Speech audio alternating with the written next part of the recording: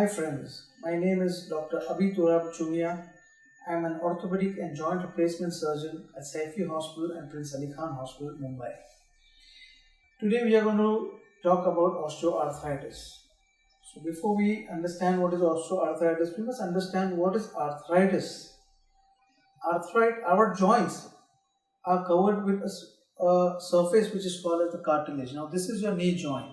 So this surface over which the two bones are moving are covered with a special tissue which is called as the cartilage. Now this cartilage prevents friction between the two bones and helps you move around, helps your joints to move.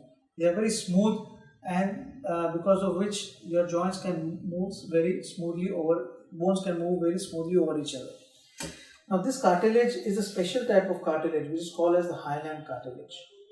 Whenever this cartilage gets eroded, that's what is called as osteoarthritis, or I would say arthritis. Now arthritis, there are many reasons for arthritis or damage to this cartilage. One of them is aging, and this aging damage to the cartilage we call as osteoarthritis. The most common joints involved are the hip and the knee. Apart from that, there are other diseases that can damage your cartilage. One of them is rheumatoid arthritis, or even an infection in your joint, or some injury to your joint which damages your cartilage. So we are going to first talk about degenerative osteoarthritis, which is a damage happening because of the age.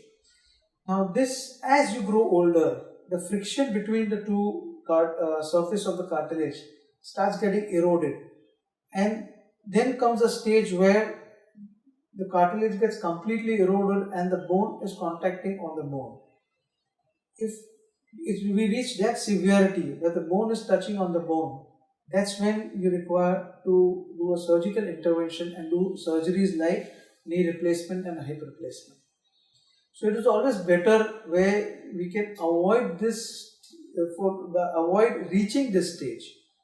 So, is it possible to prevent osteoarthritis? Yes, to some extent, yes. So, what are the ways we can prevent osteoarthritis? The first and the best way is to do regular exercises.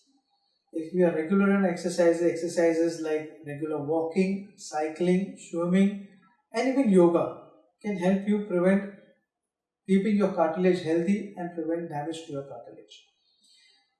Sports like contact sports, where you are continuously jumping or pushing your knee joint or running, can have extra force on your cartilage and can damage your cartilage. So for that purpose, it is important that during your childhood, you should be active and do a lot of physical activity at that time.